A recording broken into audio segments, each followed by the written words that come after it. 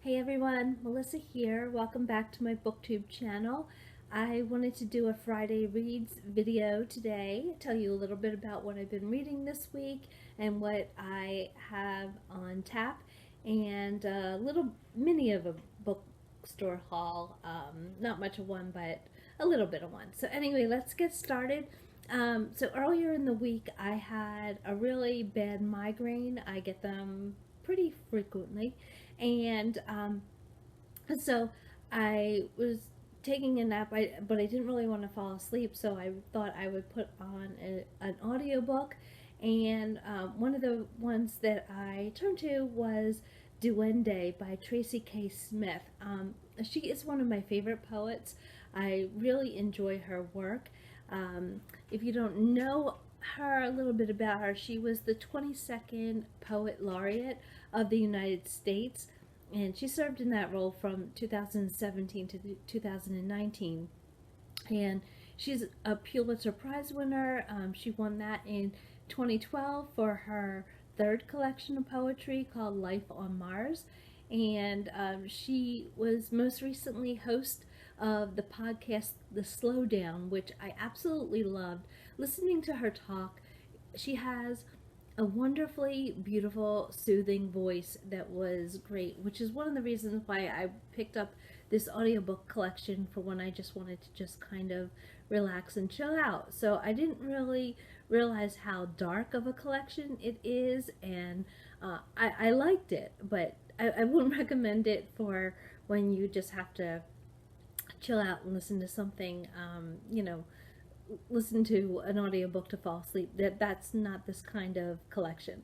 So anyway, but I really did enjoy it. The title comes from I'm going to read this, Federico García Lorca, who says that Duende is that dark and elusive force that's described by Federico Garcia Lorca, that is the creative and elastic power that an artist seeks to channel from within. It can lead the artist towards revelation, but must also accept and even serenade the possibility of death. So the poems in that collection are taken from history. They're taken from the headlines. There's one in particular about the lost girls of Uganda that is really powerful. And another one called I Killed You Because You Didn't Go to School and Had No Future, which was really just horrifying and grim. The title comes from a note that was left by the body of a 9-year-old girl named Patricia Hilario, who was found in a Rio street in 1989. So other poems in the collection are about 9/11, and it's like all of Tracy K. Smith's work, it is a really powerful collection, and one that I'm glad I read. So that's her second book, called Duende. So what I'm currently reading now, I'm reading the book, the memoir Wintering. You can see I have the oldest Kindle in the world. This is like, I think, I think the Kindle is 10 years old. You can tell it still has the keyboard. So anyway, so Wintering, The Power of Rest and Retreat in Difficult Times by Katherine May. This is one that I've seen around, and a couple people are reading it. Actually, like my therapist and I turned out to be reading this at the same time, which is kind of cool. I had really high hopes for this. Like I said, I'm still kind of in the middle of it. I think I have about, I'm not sure, like probably about a third left to go, and it's okay. So the premise is about those times in our life when we are wintering, when we are kind of shut down and need to kind of decompress from the world, where maybe this is a time that has been set off by some sort of personal trauma or crisis, or there's an illness or a death or a job layoff, those kinds of major life events. And Katherine talks about how those times can really be very fertile times in for ourselves. And I love that. I love that premise. I love that idea. This should be a book that I should absolutely be loving. And there's just something about it that's not resonating with me the way that I had hoped. So it begins with Katherine celebrating her 40th birthday. She's at a beach with her husband and their young son, and her husband gets sick very suddenly. It turns out he recovers. He has a very bad attack of appendicitis, and he's in the hospital for a while and has a bad infection from it.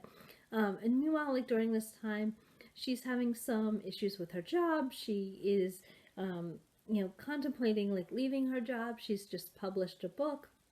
So all these things are happening. And so she relates this concept of wintering with these stories from her life. And maybe kind of comes all together in the end, but right now I'm just finding that the stories are not quite connecting with the overall theme for me. I think I might be in the minority with this one because a lot of people seem to really love it, but there seems to be little like there's like different things that are just dropped and then not elaborated on, not expanded on, and you're kind of left thinking that you read something and you're like, whoa, what the hell was that?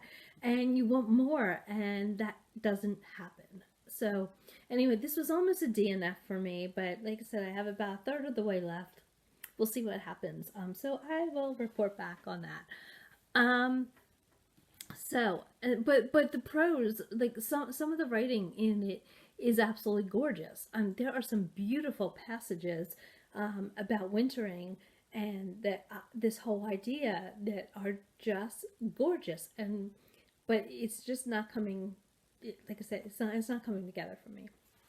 So anyway, so I happened to I took my daughter to her college campus on Monday, and she needed a COVID test in order to be able to move into the dorms, which is happening this weekend. She was a commuter for the fall part of the fall semester, so now she's going to be living on campus. So our living room and our kitchen are looking like an outpost of Target at the moment. But anyway, but we're like really excited for her. We think this will be a great experience. So I took her down to her college campus on Monday to get her COVID test, which thank God was negative. And afterwards, we stopped by this little bookstore in Pittsburgh nearby called Amazing Books. That's actually the name, Amazing Books and Records. And it was our first time there.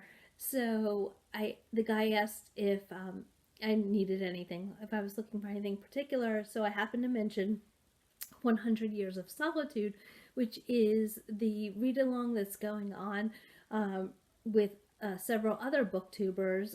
Noah from Everyone Who Reads It Must Converse, Ami from Ivan's Nightmare, Dani from Spenelli Speaks, Una at the CodeX Cantina, Christy Lewis from Dostoevsky, I can never say that, in Space, and Summer at Cozy Reading with Quaker Cats. I'll list them all below. And so I thought, well, if this bookshop might, have a copy, that maybe that would be like my sign to read it. So anyway, the bookseller, he was standing closer to the shelves where it was than I was, and so he glanced on it and he said, no, we don't have any in stock. This is a used bookstore, by the way. So he said he didn't have any, and I said that was fine. And I started browsing around the store, and there's several shelves that are labeled recent arrivals, and lo and behold, copy of 100 Years of Solitude. So I guess I take that as my sign that I need to join in on this read-along informally.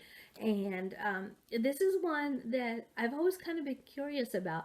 And so in the last couple, weeks or so, I've just heard, Noah's been raving about this and several other booktubers, and I'm kind of intrigued. So I'm gonna jump in and see who it's about. So this will probably be after wintering, probably one of my next reads, because I think you guys started it on January 2nd, and here it is, the 8th, and I'm woefully behind. So it's not really part of my Friday reads today, but also in that bookstore visit, I happened to see a copy of Inheritance, a memoir of genealogy, paternity, and love by Dani Shapiro. I love Dani Shapiro and everything that she writes. I think that she is a fantastic author, a profound memoirist.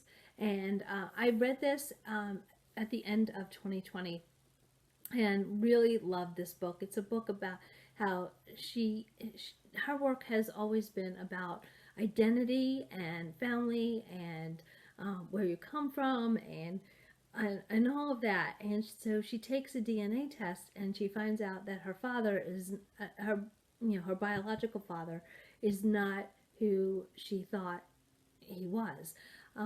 So it's transfixing, and it was great, and I was thrilled to be able to find a copy. So this is one of those books that you always you wish that you owned, and now I do. So very happy about that. So that's my Friday reads for now.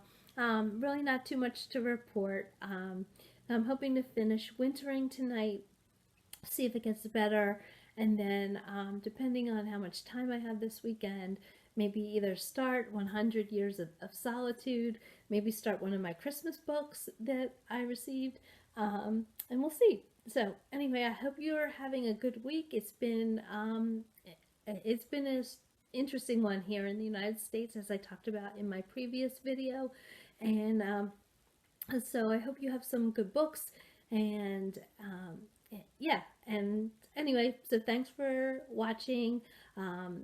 If you're so inclined, like the video, subscribe to my channel. Really appreciate all the new subscribers who have signed up to watch my videos. It really makes me feel very welcomed and part of the BookTube community. So thanks again. I hope you have a great week. Happy reading.